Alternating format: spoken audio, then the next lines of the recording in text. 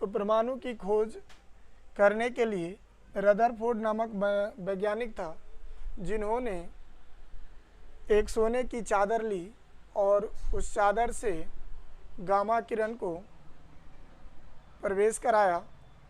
तो उन्होंने देखा कि उस किरण की उस चादर से होकर के गामा किरणें आर पार हो जा रही थी। तो उस चीज़ को हम फिगर के द्वारा समझते हैं। मैंने यहाँ पर हेडिंग डाला है रिसर्च ऑफ एटम, यानी परमाणु की खोज किस तरह से हुई थी। तो परमाणु की खोज करने के लिए रदरफोर्ड नामक वैज्ञानिक ने एक प्रयोग किया, जिस प्रयोग का नाम दिया अल्फा परकिन। उस प्रयोग का नाम क्या दिया गया? अल्फा परकिन। और इस अल्फा परकिन प्रयोग में उन्होंने गामा किरण का प्रयोग किया था और सोने की एक चादर ली थी।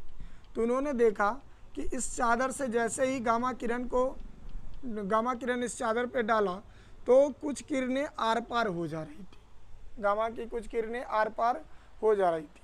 तो उन्होंने एक चीज़ जानकारी प्राप्त की कि इस जो चादर है, इस चादर के कुछ भाग खोखला है, जिसके कारण गामा किरण आर पार हो जा रही थी। तो उन्होंने क्या किया, किरण को थोड़ा बीच में डाला। जैसे बीच में डाला तो वह किरण आर पार होने की बजाय वह क्या किया, अपनी दिशा को बदल लिया, यानी पद से विचलित हो गया।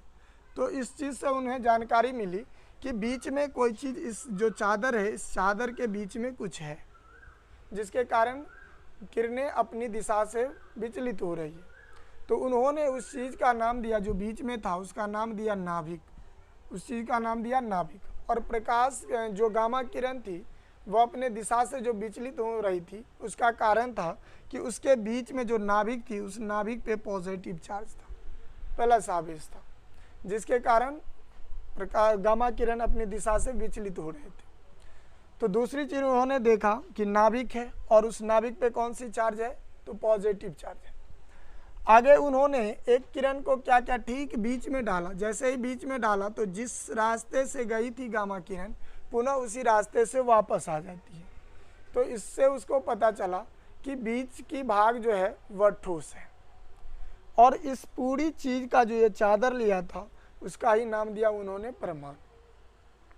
इसके बाद रदरफोर्ड के बाद आते हैं गोल्डस्टीन।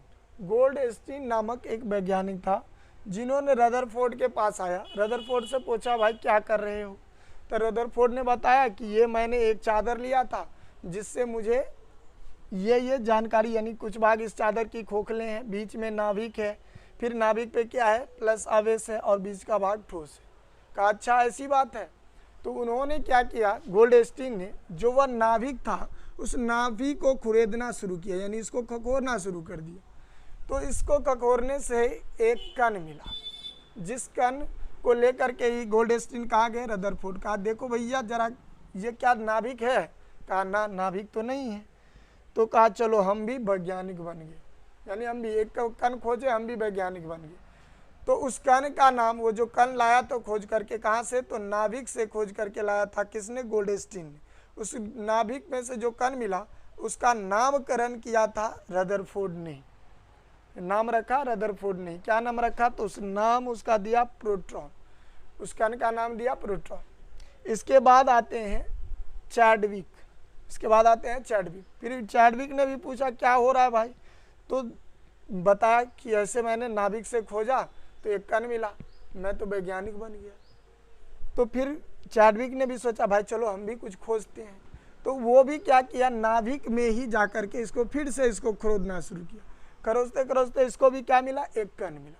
ये दौड़े लेके आया चैडविक के पास, देख भैया जरा ये क्या तुम्हारा प्रोटॉन है क्या?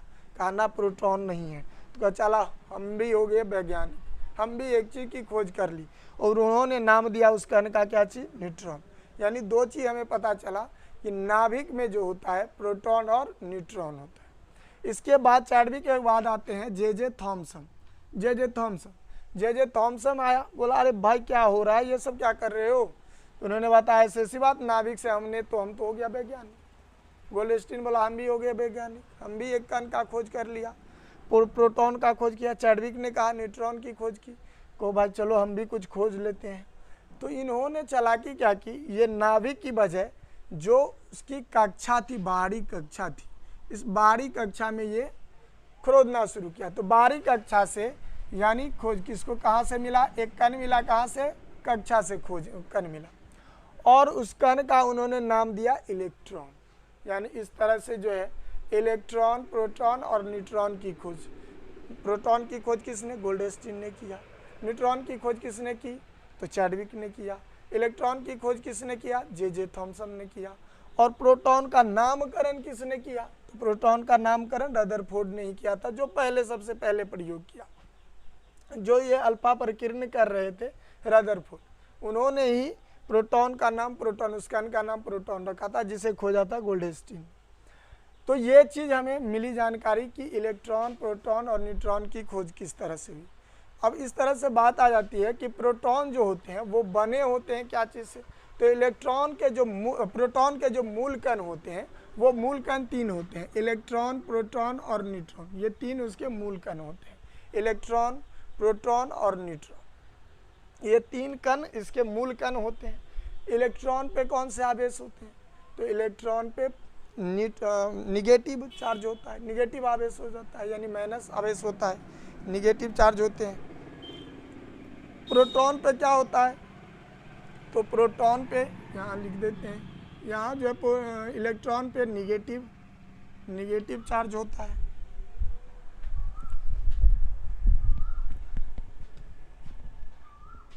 निगेटिव चार्ज होता है।